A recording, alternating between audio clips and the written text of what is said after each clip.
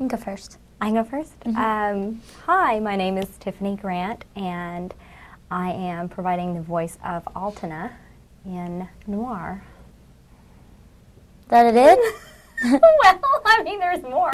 I've been a voice actor for about 9 years now, since February of '94 with ADV, and I've done a couple hundred titles. It's been fun. And Hi. that's Hillary. I'm Hillary, and what's the question again? Oh, tell you about myself. Yes. Same thing. I haven't been doing it 9 years, only about 3 or 4, and not a couple hundred titles, maybe a couple of 10s, 30s, whatever. A lot. Okay, there.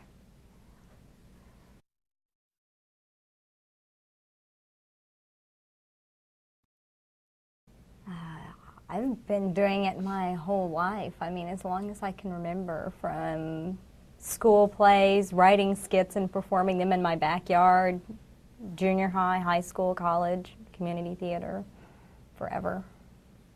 I can't say I've been doing it forever, but I did do the skits in the backyard. Yeah. But I didn't get back into it until after I graduated from college. I just up and moved to LA and thought I could be an actress. It works well that way. Actually, it doesn't. Don't try it.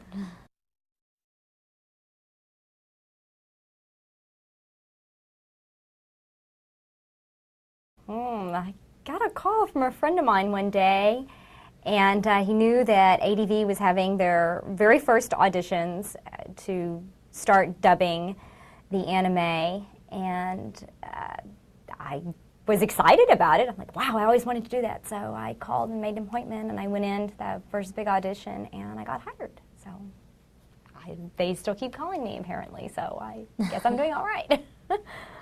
My story is very similar. After I graduated from college, I moved to LA, and all the casting directors out there told me I should do voice work, but nobody told me how. And so I ended up moving back to Houston. I was flipping through the newspaper one day and saw auditions at ADV, and it said for cartoon voices, because I guess most of the lay people in Houston don't know what anime voices would mean. But I showed up at an audition, and I've been working here ever since.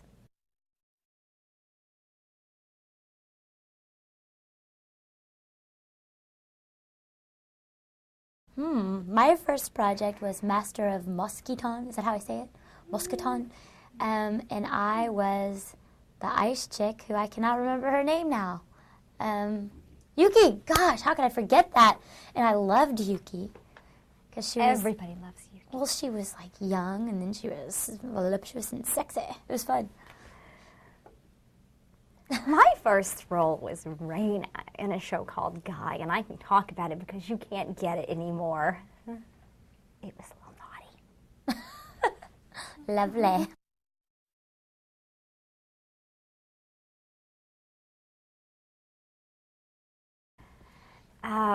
Well, some of the more popular shows that I worked on was Madam President in Golden Boy, and I played Kome Sawaguchi in Blue Seed, and I was Asuka in Neon Genesis Evangelion, usually the one that most people know me for, and some more recent stuff that I've worked on, also with the fabulous Miss Haig. Princess Nine, I played Yoko Tokishiki in that, and I'm working as Kim in Razafon currently. And I think really my favorite role is probably my Asuka from Ava. That's my favorite one. And Kome from Blue Seed, I really enjoyed that a lot. Also, a lot of people would probably know me from Chocolate in Sorcerer Hunters. Well, my list isn't quite that long, but you'd probably know me from Bubblegum Crisis 2040. Nay Nay, that was a lot of fun to do, yes. One of my all-time favorites was Yo in Princess Nine. You should see that if you haven't seen it. I loved it. You were so good as well. It was just a fun show. It was great. Karinka and Steel Angel Kurumi, Mizuzu and Gasaraki, and the list goes on.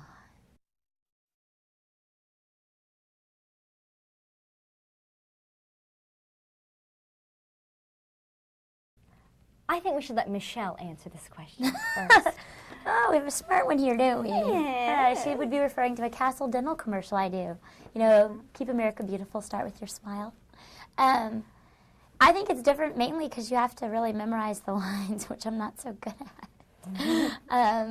And you actually have to brush your hair, which I forgot to do today. That's the main thing. Both of them are different because your characters, at least in my opinion, I'm not myself when I'm Michelle for Castle Dental. And I like have you done radio commercials? Yeah, I've done radio too. Yeah. And I'm always a pregnant teenager. Yeah, I've actually heard you be a pregnant teenager on the radio. Yeah, Planned Parenthood loves me. I think the voice acting here at ADV is a lot more fun than the others because you can be more creative, I guess, and stretch yourself a little more than with your average, what is it, Planned Parenthood commercial. Yeah. Yeah, I find like when I'm doing a radio ad, I always feel like they make me do so many more takes than I'm doing here. I don't know why that is, but See, I don't have that problem. I don't know. Like we can't decide how they want it. I guess because when you're doing the voiceover with anime, there's a picture there, so you have an idea of how it should sound. And it seems like in other voiceover stuff, maybe they don't really know how it's all the things are going to fit together, and you have to read it like this and read it like that, and then I don't know. The anime is more fun. It's anime better. is more fun. It's better. Exactly.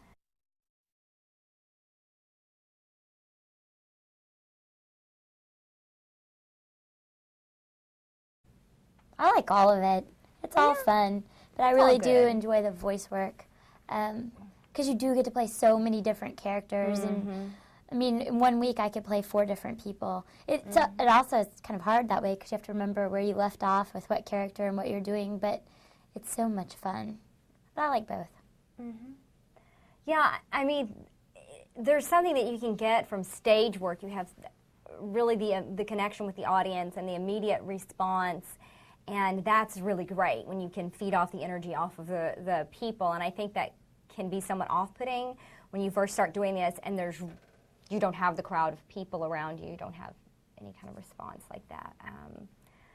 But as far as anything like on camera, like doing film work or whatever, it is fun, but gosh, exactly what Hillary said. You can stretch yourself and do so many more things. Like you could be I don't know, a monster or a tree or a little boy. How often do you get to play a sexually ambiguous troll in a commercial? Or not so much. Not so much. Not so much. Doesn't come up that often. No, not as much. No.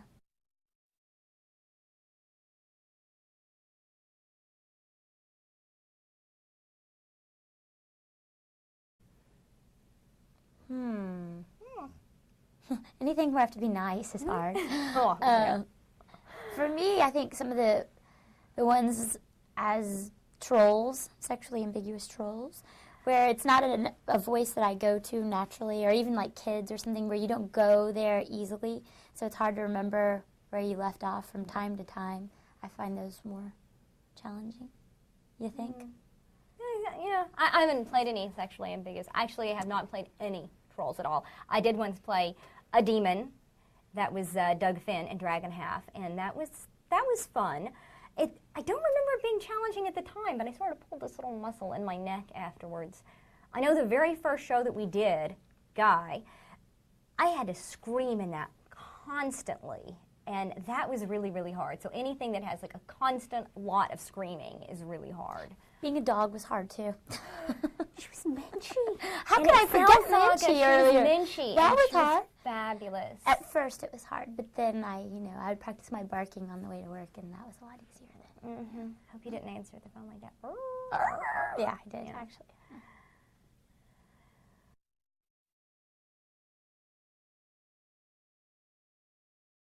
Probably varies a little bit from show to show, but I do really like to watch the show all the way through before I go in to do it. I like just so I see where the character arc is going, and I can kind of follow along. When we're in the studio, we just get to see the scene that we're doing right then. So you do get to see it before you do it, but not necessarily the whole show. So I like to watch it beforehand. And sometimes I'll do some research on the internet, or not always, but I mean, depending on the part. And you can also get a lot of information from the director about the background, a lot of shows might be based on a comic book or a video game or something like that. So I don't do a whole lot to prepare, especially initially. I walk in here not knowing what's going on. I depend on the director to tell me what, a lot about the character and the storyline and what's going on. But then after that, I do find myself, not that I do anything to prepare, but like on the way here that day before I'm going to record, I find myself thinking about it and thinking about what the character might do. It usually happens in the car on the way over here, and I really did like hang out with my dogs and listen to them and play with them to bark like Mitchie. But that's good. Usually I don't do a whole lot to prepare. Yeah, and I just started back today reprising a voice that I did almost 7 years ago. So before I went into the studio to do it again, I wanted to watch some of what I did before because I wanted to vocally match what I had done. So I'll do that sometimes if we go back and do that helps. like a follow-up later on. Yeah, make sure you're matching your voice consistently because for me, although it's been 7 years since we did the first Gamera movie and now we're doing the third one, somebody later is going to buy the box set and watch them 1, 2, 3 all together and they'll go, oh man, she sounded different. So yeah, that's not good. it's not good. No, that's not good.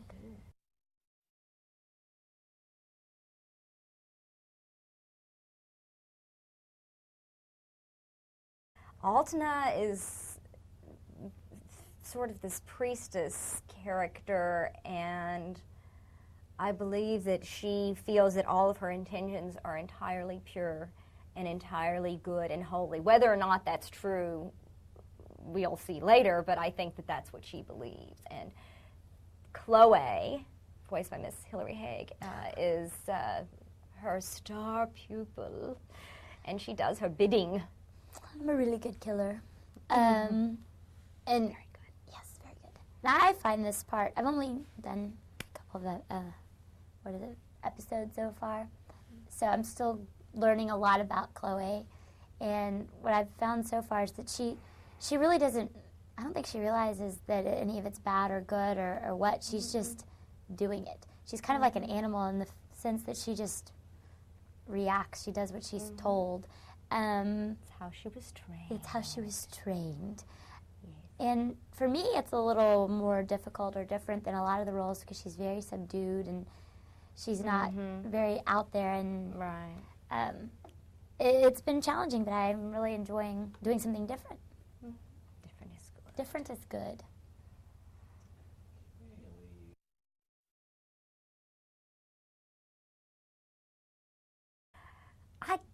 There has to be a little bit of yourself, I think, in every single character, even if you're playing a that's sexually true. ambiguous troll or a dog. Thanks for going back to that. Or Tiffany. a dog. Thanks, yes. You have to have empathy towards the... Altena, it takes me a few minutes in the booth there to get into that mindset because Altena, like she was saying, well, the whole show is really on a very kind of low, even keel. People don't really talk a lot, but when they talk, it's not very emphatic. It's very, it's a hard character for me to find. It's hard for me to answer how much of me there is in Altena. I think there is something, but... It's our voice. That's it. I've us never talking. killed. I'm sorry. I don't kill. Yeah, I don't actually kill. I just send the people out to do it for me. It's handy. How convenient.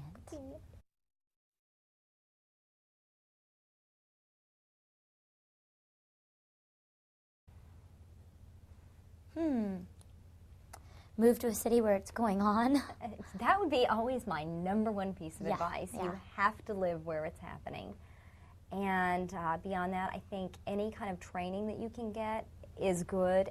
Everything is valuable.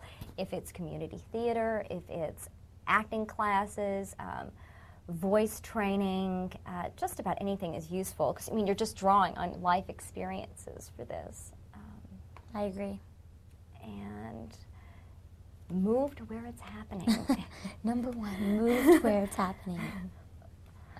That's about it.